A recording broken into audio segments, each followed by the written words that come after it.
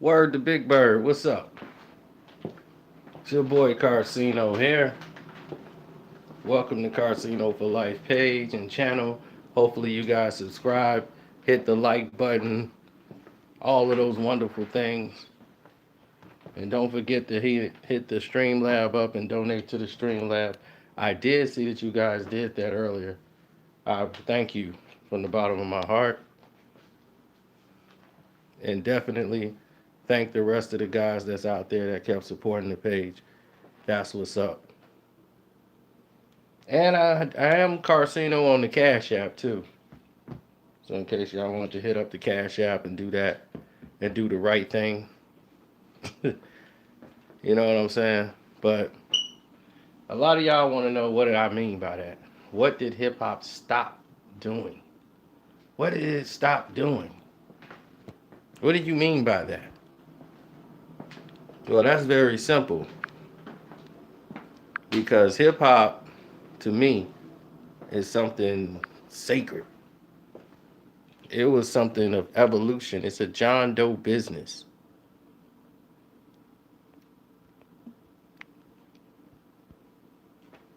Okay? And when you're looking at something that's a John Doe business,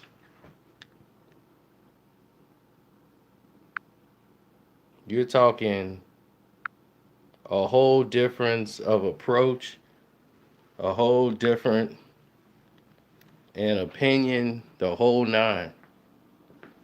What's up from the Philippines?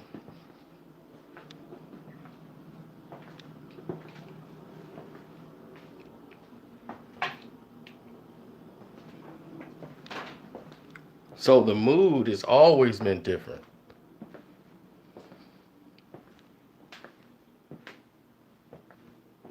When hip hop first started, and you got the Sugar Hill Gang, everybody was a group.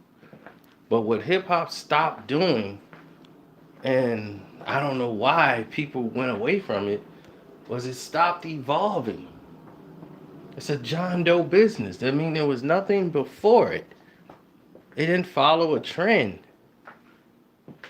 It created itself from nothing.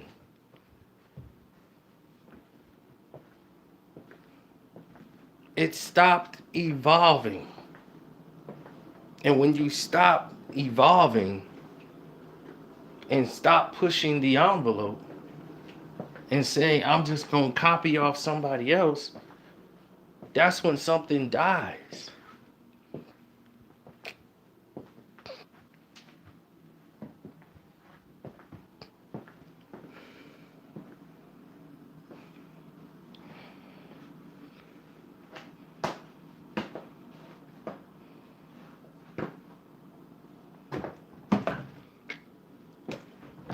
For instance,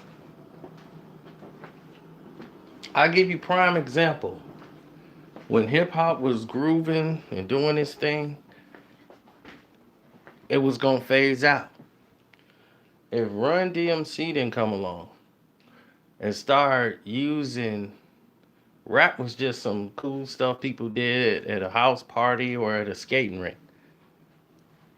And they would take old disco records, dun, dun, dun, dun, some old Cool in the Gang sounds. But when Run-DMC came out and the Beastie Boys, and they started using that rock sound with Rick Rubin, using that and started coming mixing it up with that rock, it crossed over. Then when Walk This Way became a massive hit, that was the energy to take rap to another level that people didn't know it could go to. And it opened up more doors. It opened up sponsorships.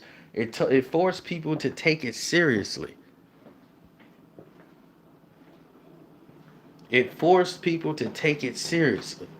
So now, that was the generation of the envelope being, pushed, and it evolved. Now it's going into a whole nother movement. It's a whole new thing. And that energy level is riding. But everybody was kind of rapping the same way. Then you start seeing performers such as Curtis Blow. Rappers went out and they had dancers. They had to put on a whole variety act back then. They didn't just get on the microphone and rap. They actually put on a show. They knew how to entertain the crowd. That was part of being a rapper back then. But everybody rapped in the same ABC style.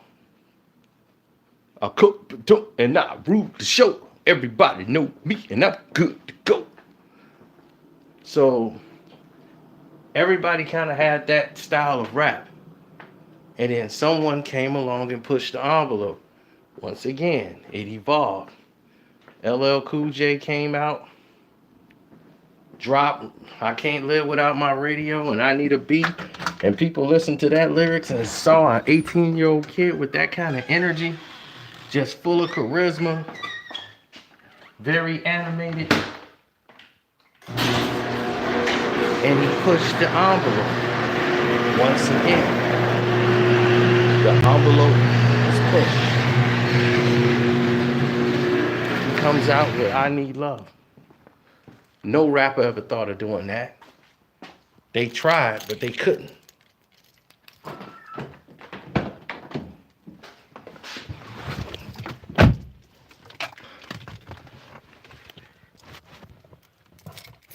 And that took rap to a whole new plateau.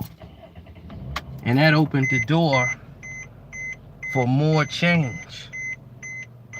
And after that, you started to see Public Enemy, who brought the message rap back. Like KRS-One and all those guys. The message rap was in there, full effect.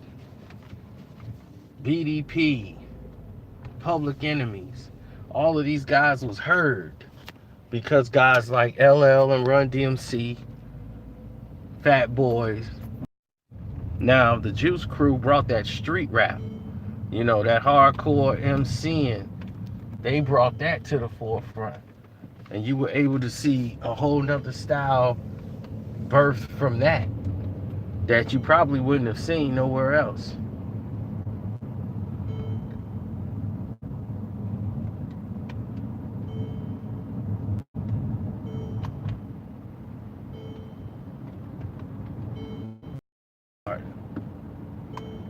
And rap has been evolving ever since.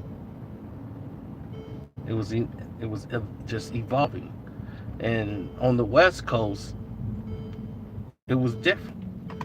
They backed the people that looked like them, that talked like them, that played the music that they listened to. West Coast was entirely different from the East Coast. Not just from location, but the way they dealt with one another.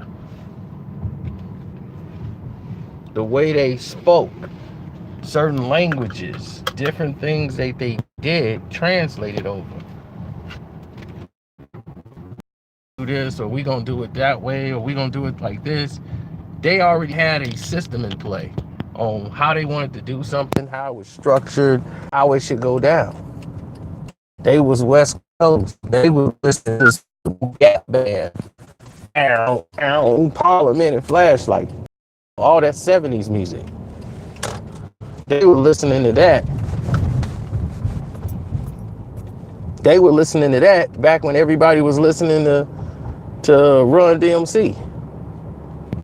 You know, Public Enemy, yeah, it got some play, but they was more into lowriders and, you know, playing some old Roger Troutman, you know, and basically they just end up rapping to that stuff. And when they start making music and start listening to some Bootsy Collins and all that funk, Rick James, all that, this was what they listened to on the West Coast. This was they kind of.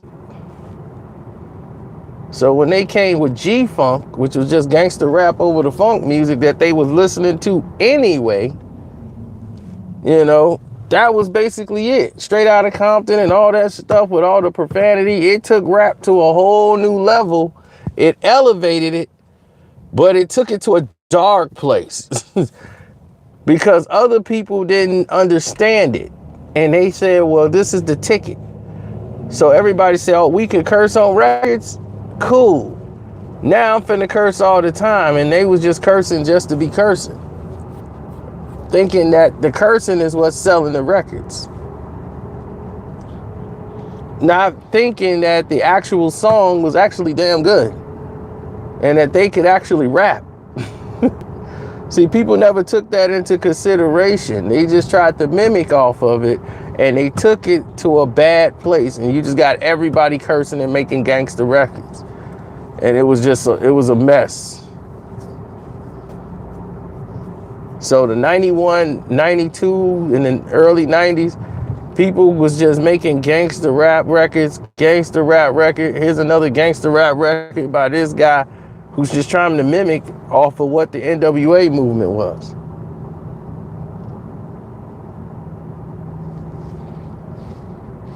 Now, people didn't realize that even though the NWA album came out, the Straight Outta Compton album, they talked about different subjects on that matter. F the Police is another form of like a Public Enemy song. They talked about Gangsta. They had a whole bunch of songs that revolved around what they went through in the area they was in or what they seen.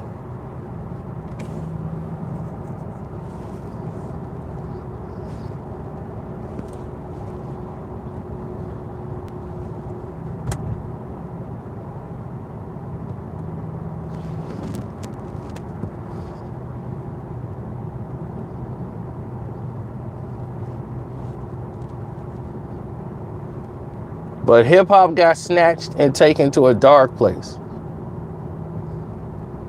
And when it got taken to that dark area, everybody like, I gotta go there to sell records.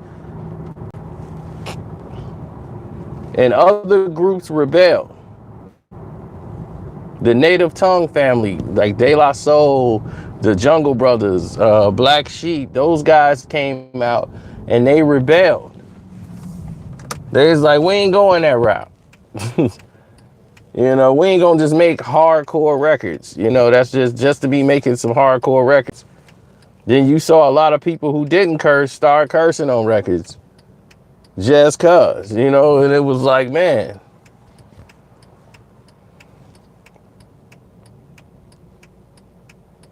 Right, Tribe Called Quest.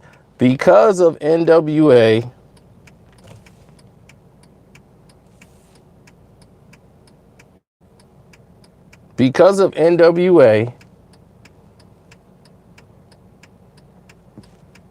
and their approach, it took them to another level where they evolved, especially the West Coast.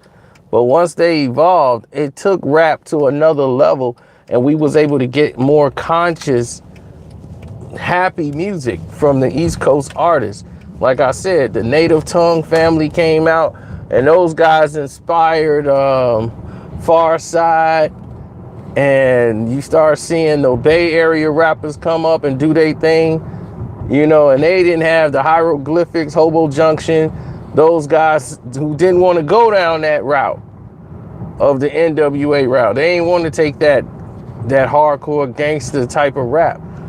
They didn't want to be associated with it. So they rebelled against it and said, we're going to do our own thing and make more innovative, make it back to music.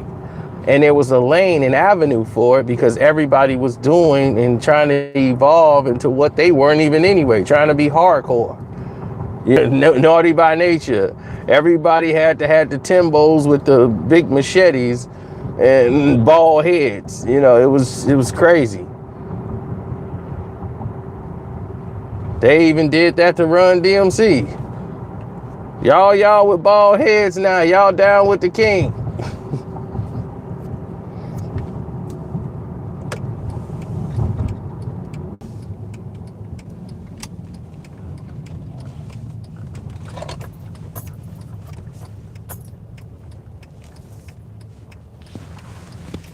Now, obviously, I wasn't with any of that.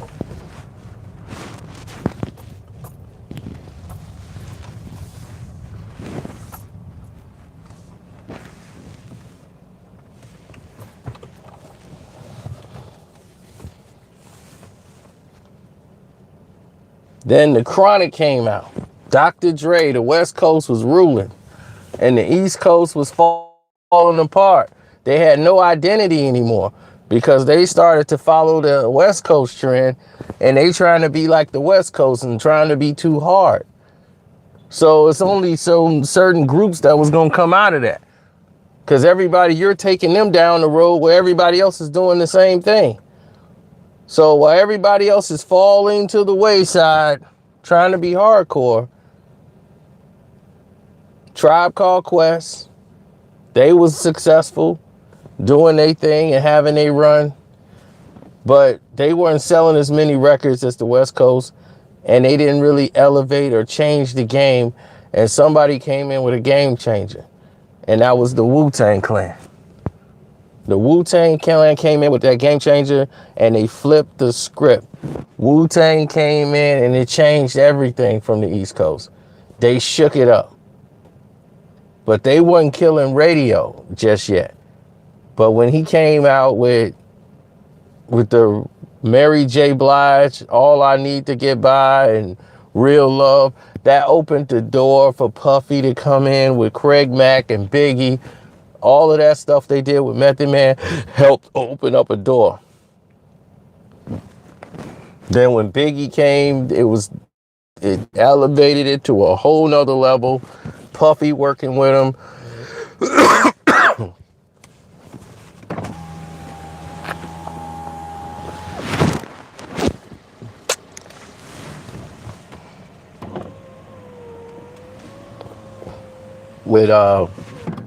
With Buckshot Shorty and all those guys from Duck Down, Smith and Wesson, you know, they did their thing.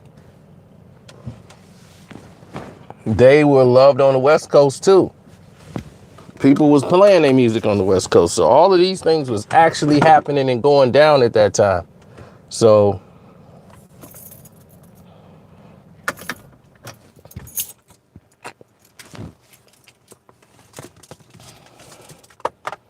then Illmatic dropped.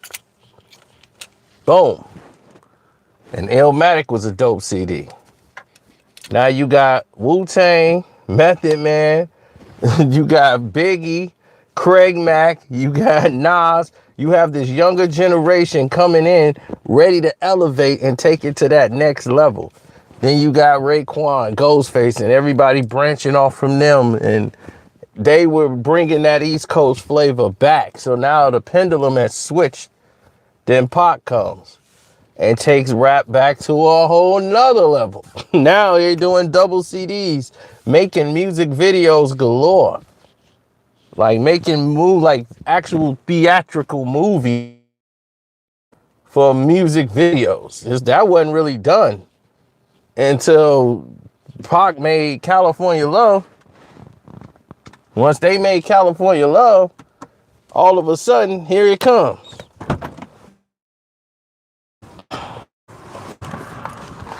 Pac is making all these moves and ideas. Then Mace comes. Game was elevated. DMX came. The game was elevated. Once again, it brought back, people wanted to hear the ruggedness. It was brought back with X, that energy. There was no Pac and Big no more. X took it to a whole nother level. Then came Jay, Ja, Nas is still there. Nelly's came. And the game was just going up, up. That's till it hit a certain point. What's up? You winning the money? Nothing today. Nothing today, huh? I'm all right. You said somebody won 1,700 on this. On this one? 1,700, man. She said 1,700. They did that today? Yeah.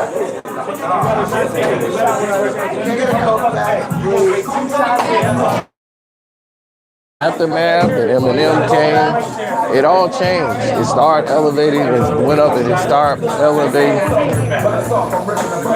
What's up, motherfucker? Hanging in there. So, definitely. Cracker bottle. So, E40, Spice One, 40 Water. Yeah, there's a lot of people came in and did what they had to do at that time. But the game was elevated. It was always elevated. Then it just stopped. It stopped. There was no more elevation. There was nothing. It just stayed the same. And everybody kept making this bubblegum auto-tune crap. And it never went nowhere. It stayed in one stagnant position. And then Drake came. And once Drake came, it finally was like, hey, okay, we got something new. Then Nicki Minaj came. And then it was like, okay, it's going to bring back female rap. It didn't bring back female rap. We just had her. And that was it. So if we got her and that's just it, nothing else is in the way and that and making it go, that's all we gonna have. So if you got that going for you and we got that only, that's the only thing that's popping, then that's the only thing you're gonna have that's working for you. And it's not excelling where everybody else was coming out. You had other people blowing up too. That's what you mean by elevating. You elevate it just don't mean elevate you. Everybody else take off with you. But they didn't have that no more. Then it just stayed stagnant. That's why Drake has been on top for like 10 years, because ain't nobody else come along to really do nothing.